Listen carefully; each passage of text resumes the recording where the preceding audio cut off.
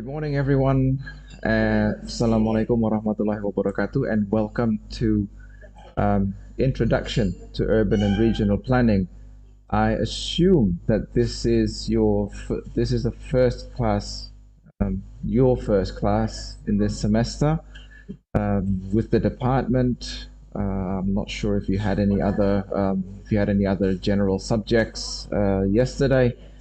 But on behalf of the department, especially the teaching team for Introduction to Urban and Regional Planning, I'd like to welcome you all to the Department of Urban and Regional Planning.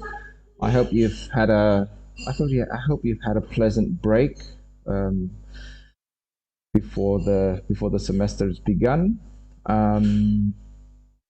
Just a quick reminder, as you are enrolled in the international undergraduate program, the whole course, the whole lecture will be conducted in English, just to keep up with the theme. And another reason why we're doing it is because if once you begin your exchange semester and whatnot, you'll be confident enough with your listening and communication skills. Before we go on, please scan the QR code that you see in front of you, that you see on your screen, to mark your attendance in today's session. The QR code will be the QR code. I'll show the QR code every now and then throughout the class. That's just to give a chance for other people for those who have difficulties in scanning the code, to scan the code at a later stage. All right, I'll disable the waiting room so that don't get distracted. Right. Next, I'd like you to meet the teachers for this session. This class will be taught by me, Prananda. People usually call me Pak Nanda, Pak Prananda. I have just a little background information. I am educated in architecture, and then I moved on to urbanism and pursued a further specialization in disaster risk management, especially disaster risk management and resilience in the built environment and community capacity building and so on. If you scan the QR code you see in your screen, that will take you to my LinkedIn page. You can follow me you can follow me on LinkedIn if you like. That's where I post most sensible content. And I like to share interesting information through LinkedIn. The other teacher is Bu Ruli. She's also taught in architecture, and she has a special interest in sustainable development, sustainable urban development, sustainable urban planning, and so on. Right. That's from us. So I will be conducting the first 8 weeks of this course, and then so from today up to the mid-semester exams, and Buruli will then pick up from week 9 all the way to week 16. But yeah, that's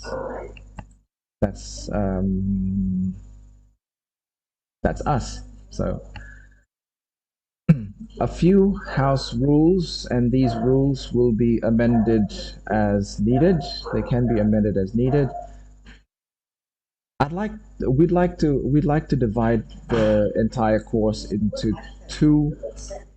um, into two sort of sessions. So live synchronous sessions where we meet face to face in real time like this, and independent learning sessions where you learn, access content, and research outside of the class, outside of the scheduled class hours. So during the live synchronous sessions or during the live real-time classes like this, uh, please do mute your mic upon joining unless instructed otherwise. Um, if possible, then please turn on your camera so that we can see each other. Dress appropriately. Just because we're working from home, we're working from home, schooling from home, doesn't mean that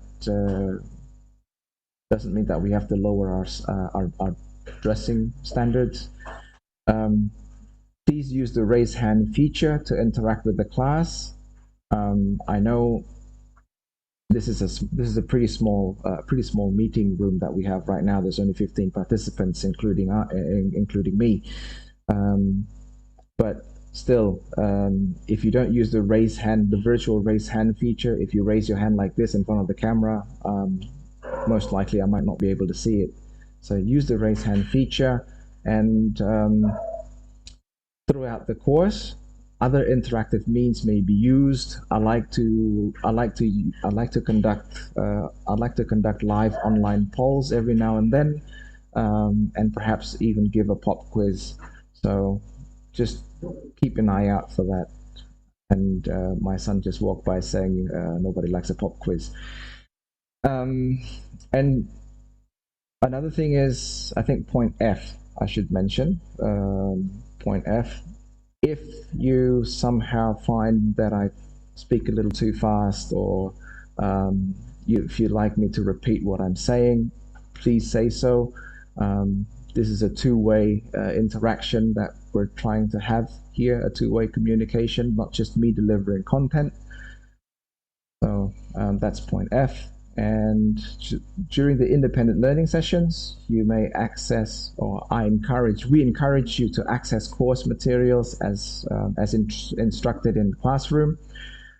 You may also search for additional or supplemental references. If you have any questions, regarding the course content, or if you found something online, or if you found a book that you'd like to share with the class, you may do so during class, or you may discuss it with me. You can use the My ITS Classroom forum feature. It should pop up on the right-hand side of your screen, and that's where we can have our Q&A session. If you post a message there, I have the My ITS Classroom application installed on my phone, so we should be able to chat directly through there. So as this is an introductory course, we're not going to discuss too many things. We're not going to dive into the course content immediately.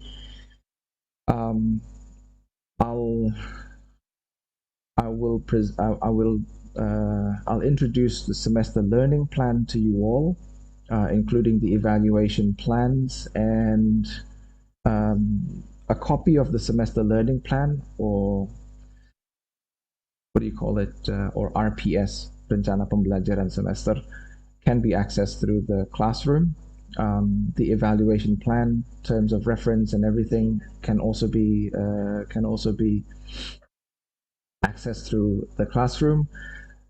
This session, I forgot to mention, this session is recorded, as will other sessions. What I like to do is after I finish the recording, I upload it to Classroom so that you can access this course or this session, this class, anytime at your convenience. because I often get students dropping out of sessions, dropping out of virtual sessions because of weak signals, or any other technical difficulties. After we talk about the semester learning plan and evaluation plan, I'll introduce a little bit about urban and regional planning as in general. What is its significance, and I think one of the best ways to highlight urban planning significance is to talk a bit about their history and what future challenges urban planning and the urban planning profession will face in the future. Right. So let's get on with the course introduction. So what will we be doing for the next 16 weeks? We'll have lectures and discussions, and we will have weekly group presentations and discussions. So with the lectures and discussions, it's basically a real-time video conference session like this, but every now and then I will bring a topic for us to discuss, and what we'll do is we will make use of the Zoom breakout rooms feature. I will group people randomly in the breakout rooms. So you'll be working with different people throughout each session, and throughout the parallel discussions, you will use collaborative tools such as I like to use Google Jamboard, and I know Miro is available as an installable app in the new Zoom update, so we might use either one of those. But collaborative tools for discussions will be used throughout the parallel discussion session, if we do have parallel discussion sessions. Another form of class is the weekly presentations, and followed by a discussion. Every week we have different topics to discuss. So what we usually do is you will form groups, and with your group you will research and review case studies, maybe related to the topic that we will be talking about in a particular week, and you will present what you found in front of the class, and then I will continue to maybe add on a few things, confirm, and give you further explanations, and then we'll continue with the class discussion.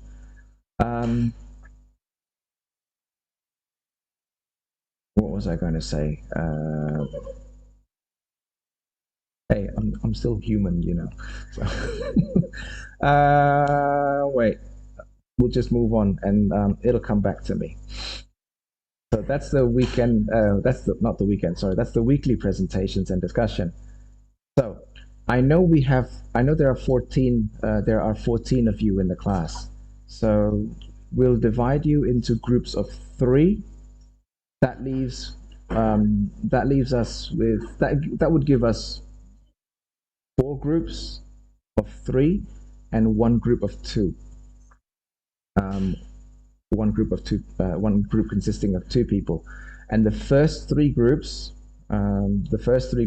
will be assigned to me, and the rest will be assigned to Ruli. Please, you may discuss the group. You may discuss the grouping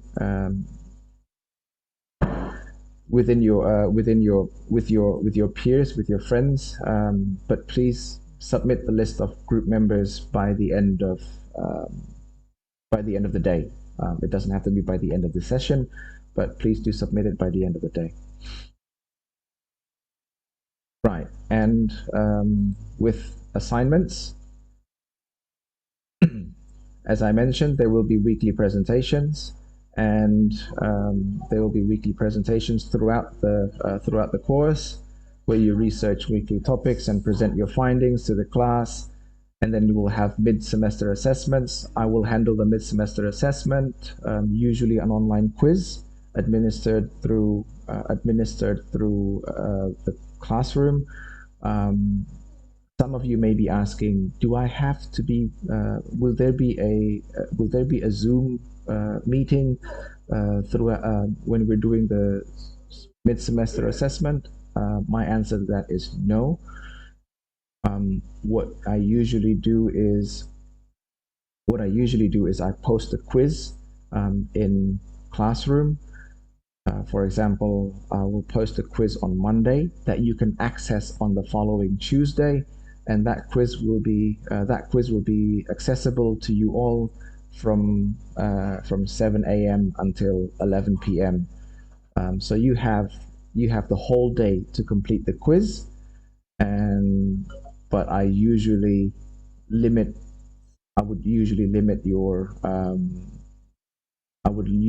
your attempts to either 2 or 3 attempts at the most, and the system will choose which of these 3 attempts are your best attempt, and that will be used as the grading for the end of the semester. With regards to remedials, unfortunately I don't administer or host remedials. So do your absolute best on these semester assessments. If you happen to score a little low, then like I said, we can't do remedials, because out of the 14 of you, if only 1 or 2 that are scoring below average, then I'm sorry to say, you just have to improve on your next semester assessment, or you can improve your grades through the group assignments and or weekly presentation. Okay, up to this point, does anybody have any question whatsoever?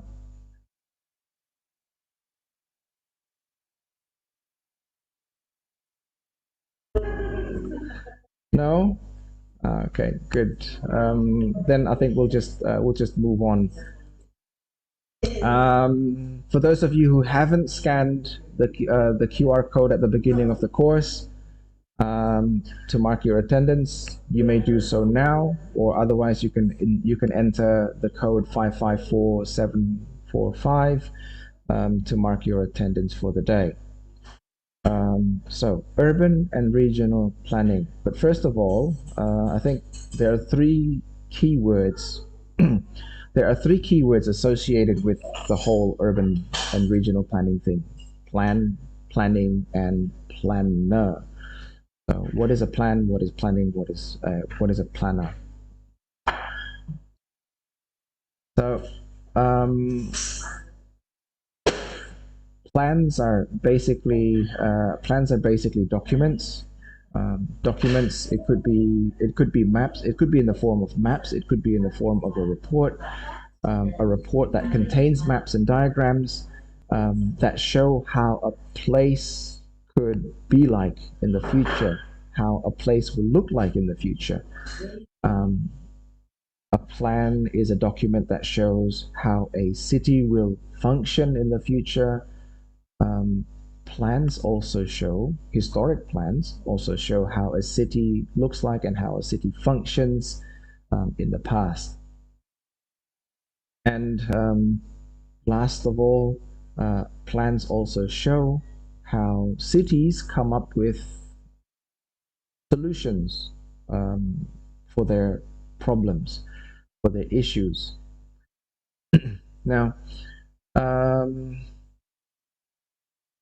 Urban planning has been around for as long as cities have existed, but I can argue that the 20th, but I can argue that the 20th century, the 20th century saw a number of, or saw several bold ideas that radically changed the that radically changed the makeup of our urban centers. Now, throughout the years, even throughout the 20th century, urban planning has changed a lot. Um, so that's just the 20th century. But if you look back to the history of human settlement, I think urban planning has changed a lot throughout the course of history. Early cities, early city layouts, early city configurations revolved around the key elements revolved around key elements in social life, such as prominent buildings, religious or worship structures like cathedrals, mosques, um, and other significant monuments, such as I don't know, any significant monuments, um, and perhaps and some cities also revolved around fortification like city walls, uh, castles, and the like. Now, as the population grew, the cities grew larger, and they also become more and more unpleasant. And so, as it becomes more and more unpleasant, the city evolves to accommodate the growth and the needs of its people. Um, so the following slides, in the next few slides, I'll show you some key ideas from architects and planners who thought or who tried to tame, so to say, quote unquote, to tame the unruly urban beast. As I said, I think I think presenting a brief history of planning would be the best way to give you an illustration of how significant or how important urban planning is to the development of our society and our culture as a whole. Before you is what is known as the Nolly map.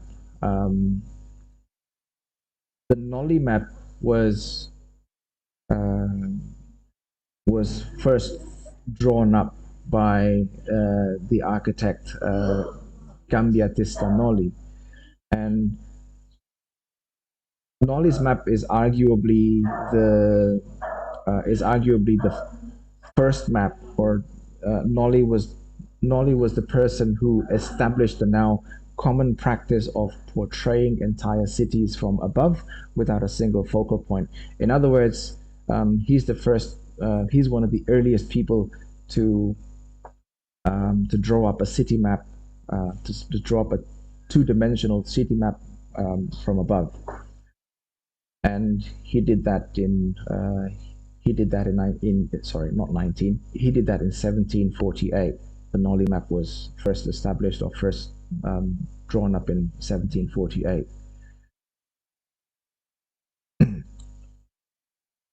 And as we move on from 1748 to 1903, now at the dawn of the 20th century, cities were experiencing rapid population growth.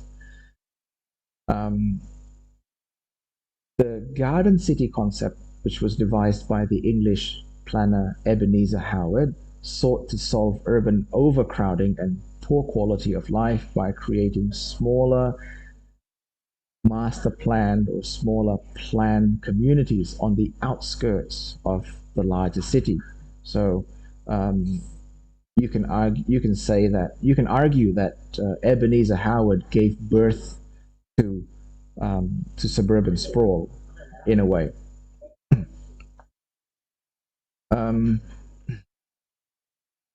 The the city, or the idea of a garden city is that the city would be structured around concentric circles, of land use, and in every center, it would include a sizable park and greenbelt, or a large park and greenbelt. Um, Back then, in the early 20th century, greenbelts were a very revolutionary idea. And I think greenbelts or a series of parks is still widely appreciated to this day. Um, Nowadays, we use greenbelts uh,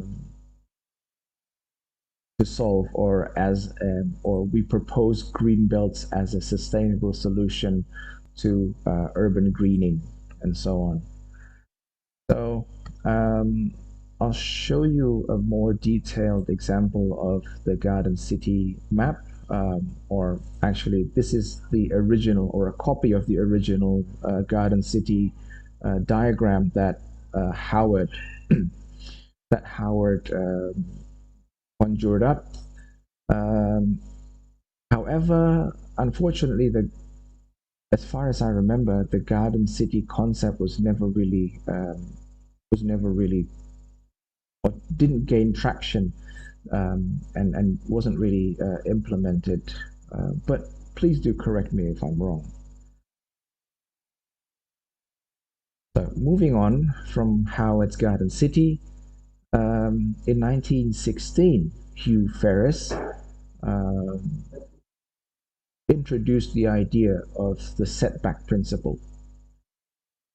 Um, in the early 1900s, Manhattan had a population density of nearly 600 people per hectare, and uh, thanks to newly discovered technology of the time, the skyscraper boom was in full swing. So people were building skyscrapers. However, as the buildings grew taller, the already very crowded city became really dark and claustrophobic. You can imagine dark alleys forming as a result of these tall skyscrapers, these tall buildings. So city streets were becoming very claustrophobic, very dark, and very unpleasant. Now, to combat this, the New York the New York City administrators enacted the first citywide zoning code in the United States to help preserve some daylight on city streets. Um, one of the products of the one of the products or the one of the products of the zoning code was building setbacks, or it that shows how far back a building should be built from the streets. And the setbacks had an immediate and a very lasting impact on Manhattan's skyline. You can see the impact of this setback regulation in the Empire State Building and the Chrysler Building. So setbacks are usually, the setback line always runs from the center of the street through the limiting height at the street line. So up here, it then shows how the regulation affects the building's physical outlook. Some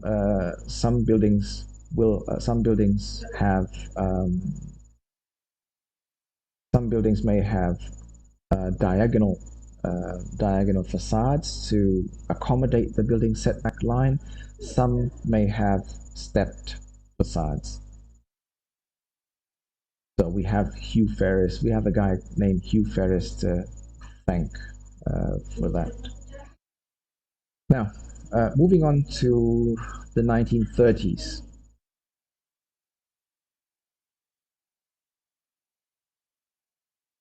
Um, fun fact, Frank Lloyd Wright Frank Lloyd Wright is one of my favorite architects. I absolutely love his play of geometry, and he took his love of geometry. Um, he took his love of geometry and expressed his idea in on paper to create the Broadacre City ideal, the Broadacre City concept. Um, the Broadacre City idea or the Broadacre City concept is an antithesis for today's urbanism. Um, Modern day urbanism, or today, when we talk about urbanism, um, we, we tend to say no to sprawl. We prefer to keep our cities compact and as densely packed as possible. But in the 1930s, Frank Lloyd Wright had a completely opposite idea. Um, So Broadacre City was a thought experiment. It was his vision of a decentralized city, his vision of decentralized communities that would sprawl across a lush landscape. So that vision stood in very stark contrast to frenetic, um, exhaust choke cities of the 1940s. So back in the 1940s, um, industrial estates were smack dab in the heart of the city, making them very, very polluted. And if you want clean air, if you want peace and quiet, you have to go to the suburbs. Um, According to Frank Lloyd Wright, he described the city center as a fibrous tumor or as a cancerous place because it was very, very unpleasant at that time. Unfortunately, the Broadacre City was never built. So this concept never came to fruition. It never came to reality.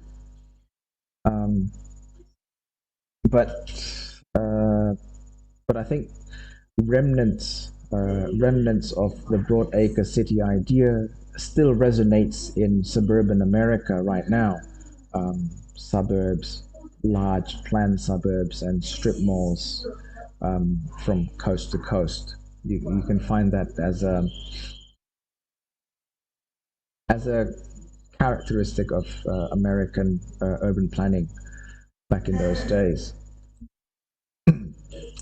And then, still in the 1930s, we have the Radiant City from Le Corbusier. This time, this concept emerged from France. So, in the wake of World War II, France was searching for solutions to house its population. Because after World War II, I think almost a quarter of all French buildings were either destroyed or seriously damaged. And so Le Corbusier, he's also a world-renowned architect. He was selected by the French government to construct new high-density housing to accommodate the French population. And he drew this concept called the Radiant City in 1933, and it was completed in 1952. It kicked off a media frenzy, basically. Indeed, Le Corbusier is credited with pioneering the modernist style of architecture that became wildly popular around the world during that time.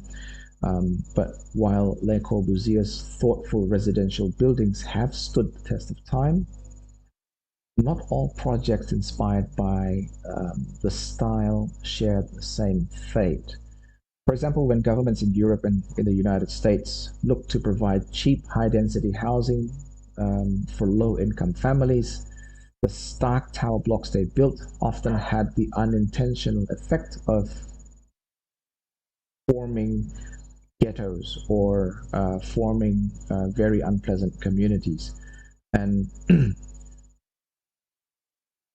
Le Corbusier did not only take the Radiant City idea across the Western world, such as throughout Europe and the United States, He also took the Radiant City idea to South Asia, India to be precise.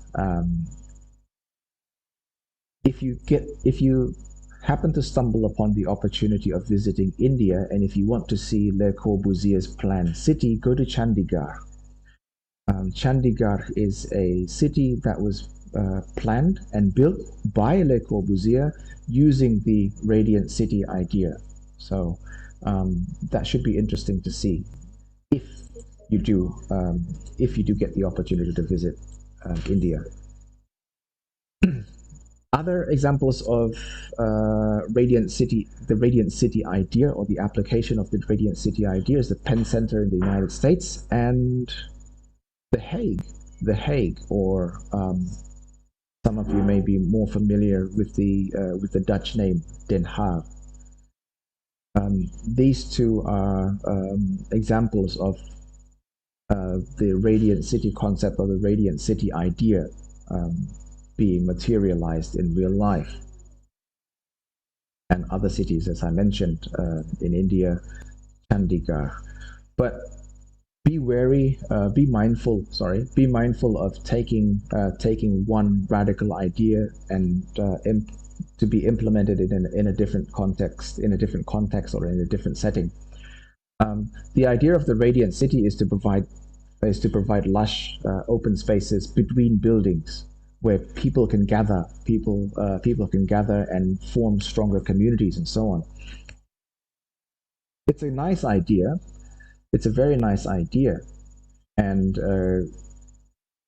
green open places, green open piazzas such as this, with relatively minimum amount of shading, is fine if you happen to live in a four-season country where you experience summer, winter, autumn, and the lot. But when he took this idea and built the Radiant City in India, the public open spaces were not very popular, namely because South Asia and parts of the Western world have very, very different geographic characteristics and, of course, climatic conditions. So climate was different, the geography was different, the big open spaces were not very popular, especially those with very minimum shading. So moving on. You can see that urban planning has been around for as long as cities have existed. And this is another example from architect / urban designer / planner Kevin Lynch. Psychogeography. Psychogeography is the approach that Kevin Lynch adopted to plan cities and communities. So, you might be asking, psychogeography? What does that mean? Well, Lynch tried to capture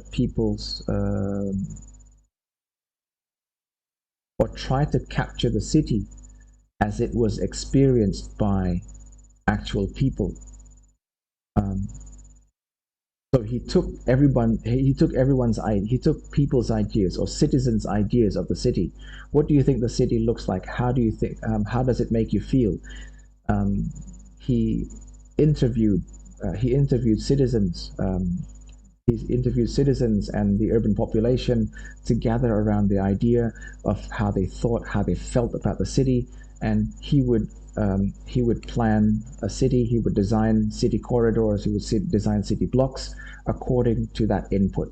So rather than coming up with a radical design such as this, where the architect or the planner thinks this is how a city should look like, Kevin Lynch took a different approach where he asks people who live in the city, what do you think the city should look like?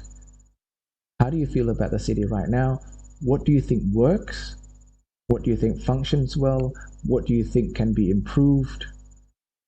Took note of that, decoded everything, and translated it into a city plan. So That's a more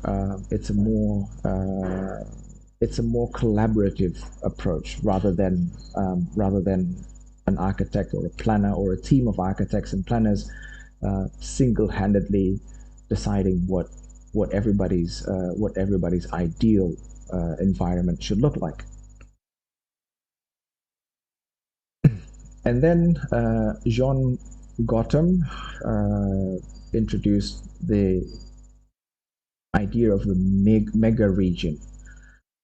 As cities grew larger and the proximities between one city to another grew closer, um, they find themselves merging and connecting.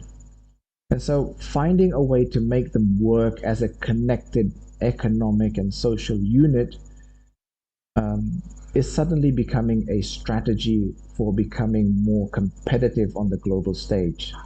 Um, so you may know of the term Surabaya metropolitan area or the Greater Jakarta area, Jabodetabek. That's an agglomeration of different cities and different regions that are um, that are merging together. They still have administrative boundaries, yes, Jakarta, Bekasi, and the like, but um, physically, if you look at them from above, they're pretty much connected and merged together. And Jean Gottman thought that if you can find a way, if we can find a way to harmonize and to sort of, if we can find a way for these cities that agglomerate to work together for a common good, for a common goal, then these mega regions would be more competitive. They would be stronger and on a global stage. Jean Gottman was a French geographer, and he first observed and recognized this mega region trend forming in the northeastern region of the United States. He published his seminal study, Megalopolis, the urbanized northeastern seaboard of the United States, in 1961. This is a publication that I've been trying to find, but yeah, and unfortunately, I have not been successful in acquiring a copy of Megalopolis. But it would be interesting if I can find that. I'll post it in Classroom. And likewise, if you suddenly stumble upon a copy of Megalopolis, you may also share a copy of it in Classroom. So moving on to the early 21st century. So in North America, many cities have a stark divide between urban and suburban areas. And this stark divide or um, this gap is known as the missing middle. Now, new urbanists or new age modern day planners, they seek to create a more dense residential development. And so the Transact approach basically tries to bridge or tries to close in this gap between urban areas and suburban areas. As you can see here, they tried the Transact approach. I forgot to mention was thought, and he and his team divided the regions into zones. T1, the natural zone, the rural zone, the suburban, the general urban, the urban center, and the urban core. Before and then another zone that he introduced in the Transact was the special district. Um, I think it's best to just demonstrate what transact planning really means. So the transact cluster of mid-rise buildings that are normally situated in the urban fringes, and then we have this detached single-family homes of the suburbs. Now, normally in the detached single-family homes and the mid-rise urban fringes, there would be nothing but transport corridors. And to overcome this and to create more livable environments, more livable communities, this missing middle housing is what the transact approach is trying to introduce. So you can see there are duplexes, triplex centers, multiplex, and live-work facilities, family homes to the mid-rise of the urban fringe.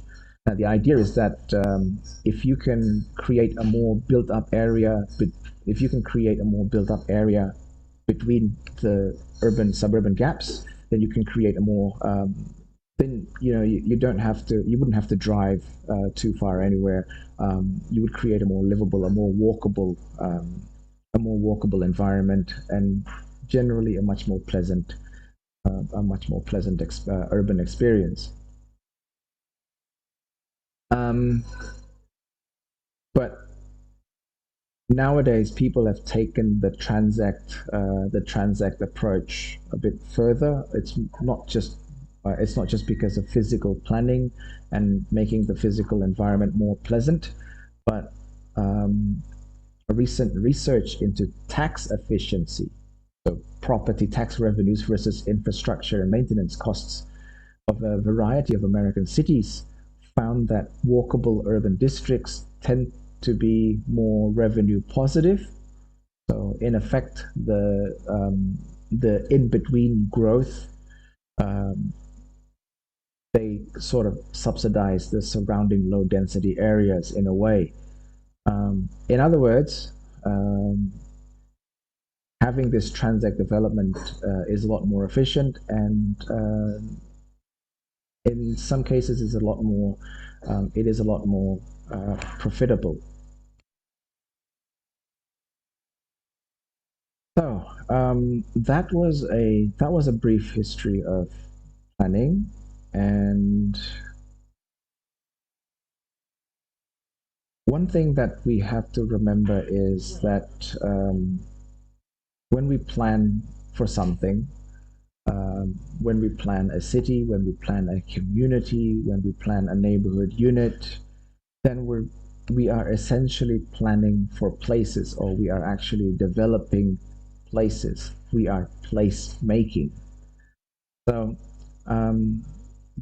the general approach for planning would be to assess a community's current condition, what they need, what's working for them, much like from that assessment of their current needs and conditions, you create the goals for the future. What would you like them to be in the future? How would you like them to live in the future? How would they like to live in the future? Not how would you like them to live in the future. And then once the goals are created, you decide on what planning strategies and actions can be or will be taken, and then determine how to implement the plan.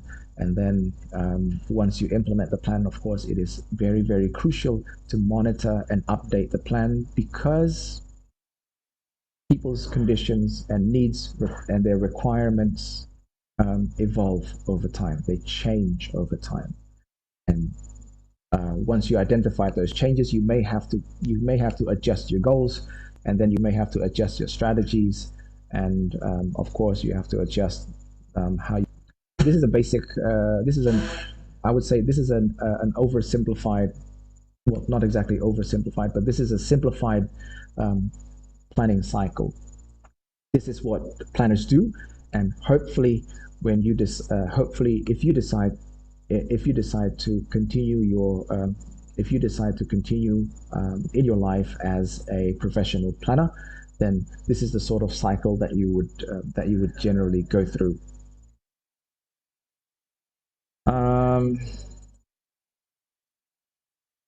Just a little bit more. I'd like to introduce some planning components before we move on.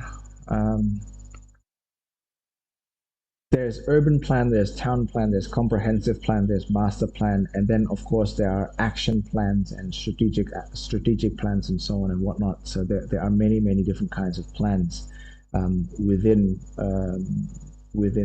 planning itself. And each of these plans serve different purposes. They may have different scopes.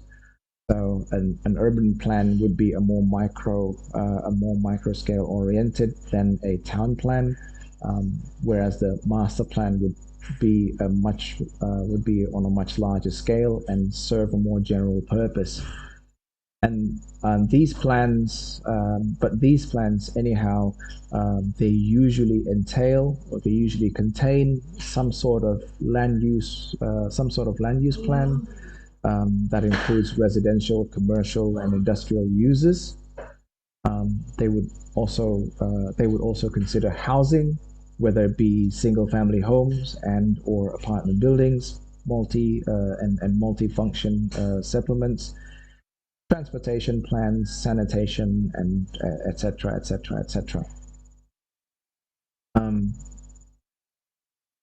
Why do we have so many different plans why do we have so many different kinds of plans? Well, as you may have read on the slide, our activities, man's activities, human activities become more and more complex and more differentiated in space and time. And as our activities evolve to become more complex, we find that there are interrelated systems for moving information, people, goods, fuel, energy, and so on, through both physical and non-physical channels. And the moving and the distribution of these goods and services require infrastructure, require railways, roads, waterways, pipes, wires, and other facilities of various kinds. And so, as our activities become more complex, the places or the spaces that our activities take place in become more and more complex. But no matter how complex our cities and or our regions become, we can always break it down. We can always break it down into simpler, or we can always break it down to several elements to help simplify our approach, or to help simplify our attempts at solving problems and fulfilling needs. In the Industrial Revolution,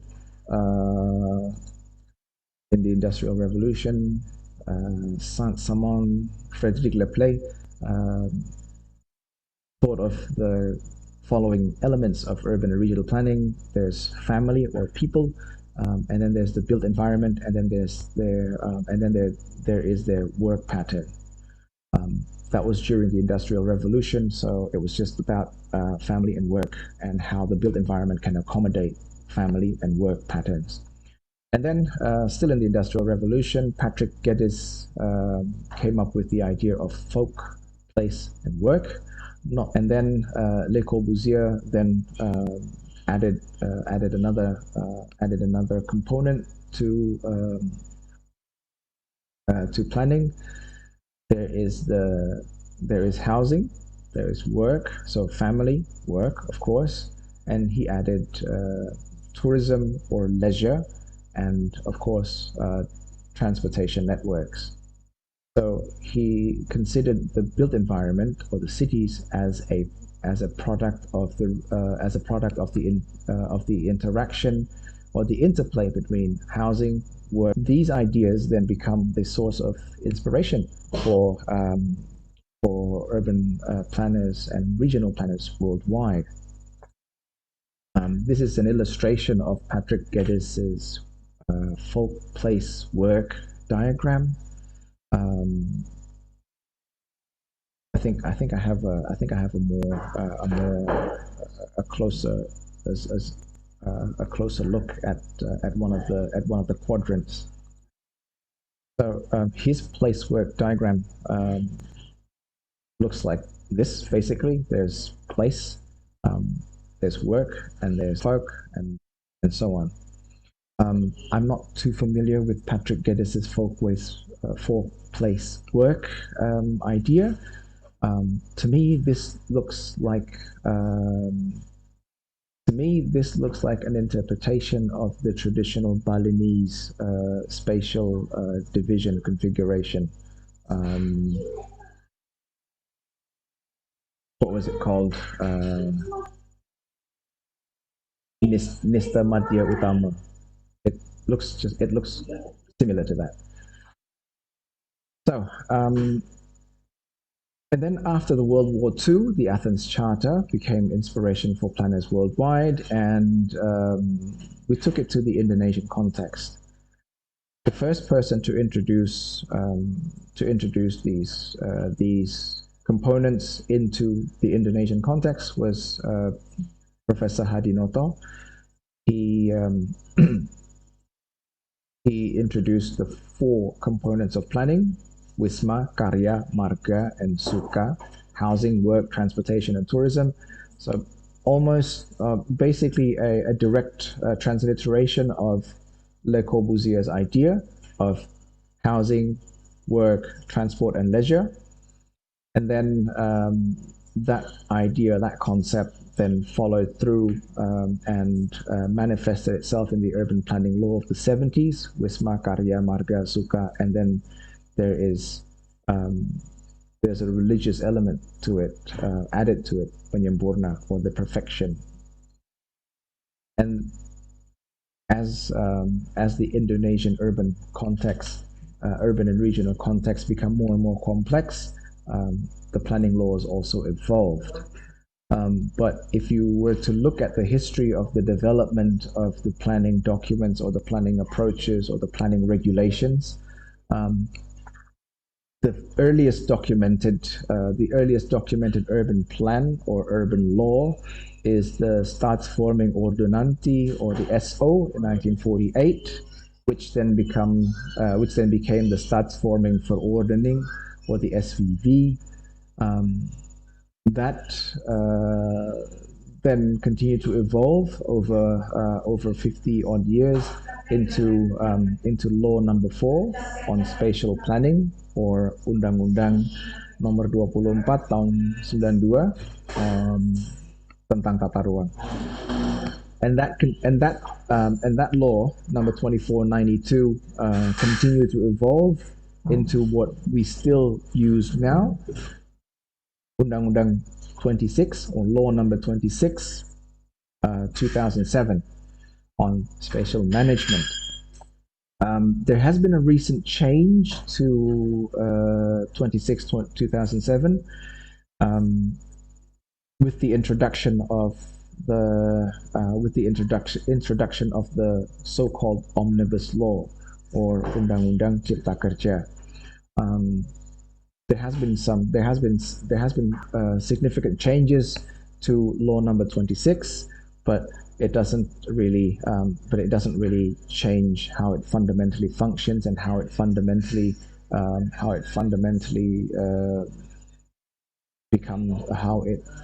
functions as the basis or as the foundation of urban and of spatial planning in Indonesia. Now, according to Law 26, or the spatial, let's just call it the spatial management law.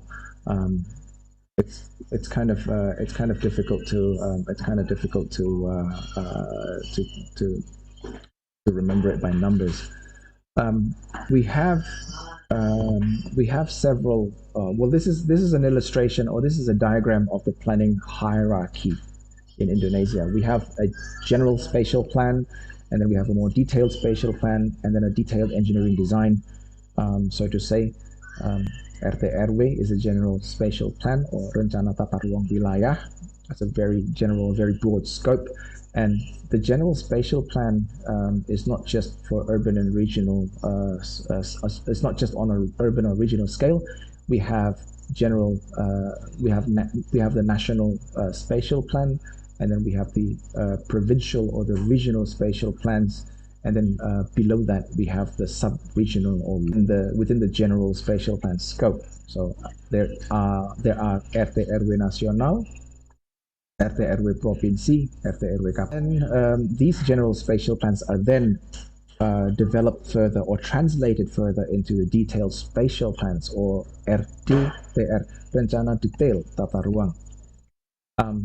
Nationally, there is a detailed spatial plan for small islands and strategic areas.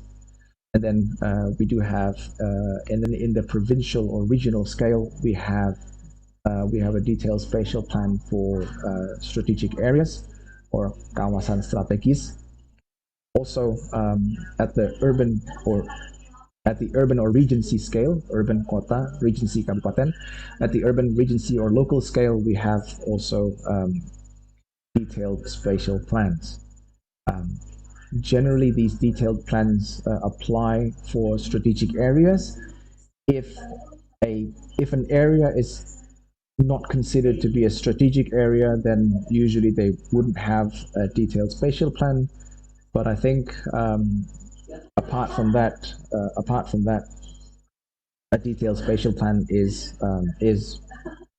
still important to have. And then we have the detailed engineering design or RTR kawasan, rencana tata ruang kawasan. Again, there are three different versions of it. There's a national scale, regional, and the local scale of the plans. So horizontally is the hierarchy or the scale or scope, geographical scale, geographical scope of the plans. So, the lower you go, the more detailed it is. And then from the detailed engineering designs, it would be broken down. It would be broken down to more to finer detailed plans and documents before finally being executed or implemented, so to say. This is another interpretation of the diagram. So again, we have the national, provincial, and the municipal or the local spatial plan. And in the detailed spatial plans, there's the archipelagos. As I mentioned before, it all gets translated into a more micro scale, into the municipal detailed spatial plan, and this then translates into zoning regulations, where you finally have a visualization of the different sort of land uses and the different functions within a city. Right. This is just an idea of the different partition boundaries or the different borders within different areas or different scales. From the municipality area to the city districts, you have administrative borders, and then there's known as planning blocks, and then you also have the functional borders or zones. So industrial zones, residential zones, commercial zones, some may be mixed zones and such. And within these zones, you also have a smaller breakdown into different activities or sub-zones. Okay, so what are the future challenges if you decide to continue your career as a professional urban planner, as a professional urban planner? Then these are just some of the future challenges that I think resonate with today's context situation. First of all is, of course, making cities more sustainable. sustainable here in the way cities consume energy and resources, in the way cities empower their inhabitants, in the way cities facilitate their population's activities and growth. Another future challenge would be urban renewal. Urban renewal corresponds with the degradation of the built environment, and how you can revitalize the area, giving it new meaning, giving it new purpose, rather than build and develop a new area outside of the city borders. And that brings us to number three, overcoming sprawl. We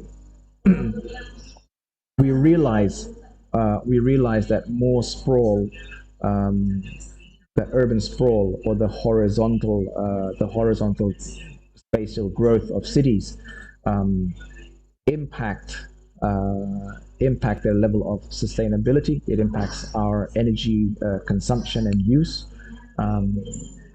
The bigger the city gets, the larger the city grows horizontally, the more space it consumes. And if you happen to live in the suburbs, and you have to work in the city center, you'd have to commute either by driving or by public transit. And the commuting experience is generally unpleasant. Unpleasant not only for the commuters, but also unpleasant for the environment and the infrastructure itself, as it places a lot of pressure on the supporting infrastructure and the supporting natural environment. And another challenge, which I think is still related to the first one, is preparing cities for climate change. I know that I wrote this phrase, preparing cities for climate change, implies that climate change hasn't happened yet. But climate change is upon us. We are experiencing climate change at the moment, and so our challenge would be to prepare our cities for the adverse effects of climate change. How will we adapt to climate change? How will our cities adapt to climate change, and so on? Another challenge would be to empower local communities, because that's what cities and regions should do. They should empower local communities. They should provide equal chances, equal opportunities for their city inhabitants, and so on. And last but not least, as the world is becoming more and more connected, cities need to be more and more competitive on the global stage. So your challenge, or our challenge, our future challenge would be, how can we grow our cities globally? How can we make our cities more recognized globally? How can we make maybe Surabaya, Jakarta, and other big cities in Indonesia are already known in the global stage, in the world stage. But maybe how can we make Lumajang compete on a global stage? How can we make Krian compete on a global stage, for example? So that is our future challenges. But speaking of future challenges, I've introduced myself in the beginning, and how rude of me not to ask you, or not to try and get to know you guys a little bit better. So, considering the future challenges, with the future challenges in mind, any one of you can unmute at any time. But my question is, what was your reason, or what motivated you to choose to study urban planning? Can I have a volunteer? If you're uncomfortable in speaking in English, you can do it bilingually, bahasa gado-gado. That's fine. So, anyone, Raditya, you may unmute. Hello, sir. First and foremost, I would like to introduce myself. My name is Aditya Fauzan. I'm from Jakarta, and I the reason why I have taken an interest in urban planning because what I think urban planning it's going to be it's going to be useful a lot in the future um, uh, and for Indonesia because Indonesia's development is still not equally spread out. And I'm living in we're living in the most densely populated most densely populated island in the world, which is Java, and it's still not it's still not um,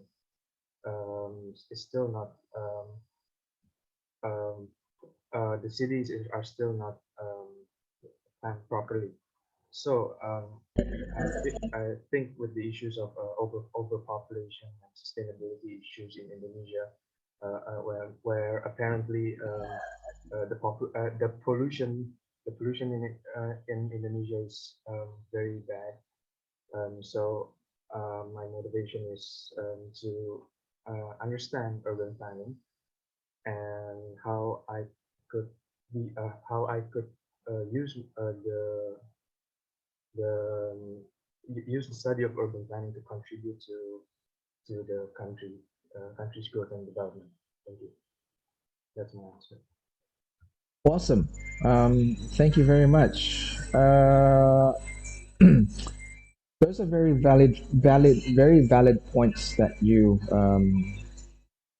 mentioned. How growth and development is still not, or we don't have the ideal equal growth and development that we should have. Bahasa kerennya adalah pembangunan yang masih belum merata. And we also have other issues as well. Even if we're living in the most densely populated and arguably the most developed island in the archipelago, but if you look at the very rural areas, you will still find poor infrastructure, dwindling facilities, and so on. I think there are still people living without, maybe there are still people living without electricity, but from what I know, throughout this work from home, school from home situation, is that um, I have uh, I have I have had students from rural areas who have to climb to the top of the mountain just to get a signal, to get one or two bars on their mobile phone. Um, I remember one student saying that she had to climb to the roof of their house just to be able to connect to the internet and attend classes. So that is not rural Papua, that is Java. So we still have unequal growth. Would anybody else like to share their reason? Why did you choose urban planning?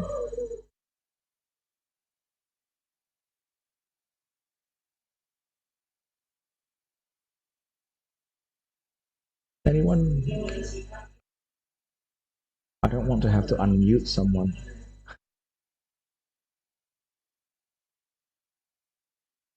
No? Hmm. And someone just left. All right then. Um, but thank you all for bearing with me so far. As we have come to the end of the course today.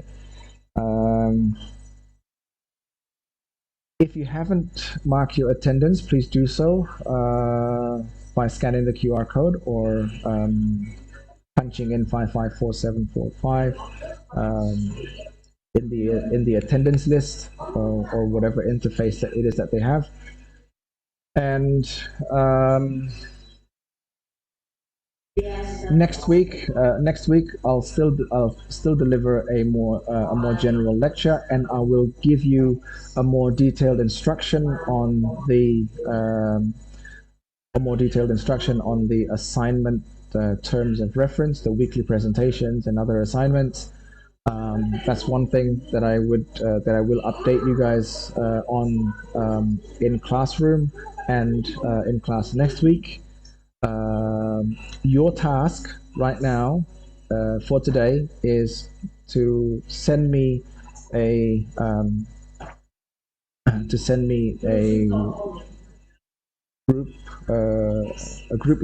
grouping list, so that I can enter the grouping configuration in Classroom.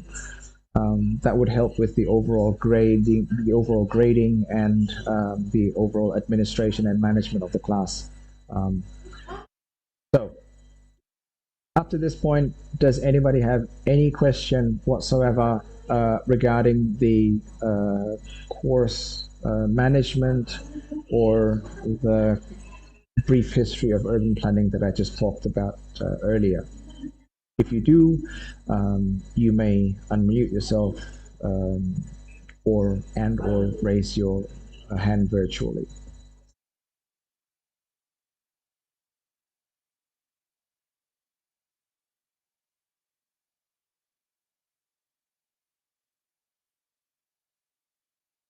Right. Otherwise, I thank you all for coming. And once again, I welcome you to the Department of Urban and Regional Planning, where I hope everyone will have a fruitful experience throughout your academic career. And yeah, I just hope that it would be a pleasant overall experience for the next 4 years for everyone. And although we are currently communicating with each other remotely like this, yeah, we'll try to make the most of it. Ideally, we would be talking to each other directly. But yeah, that's such is the situation right now. Hopefully, this situation will end, so that I can greet you all directly, and we can have perhaps a more pleasant interaction. Right. So, once again, thank you everyone for coming, and I will see you again next week, same time, same place, and don't forget the list of names or the grouping list. Thank you very much, everyone. Have a great day. Assalamualaikum warahmatullahi wabarakatuh.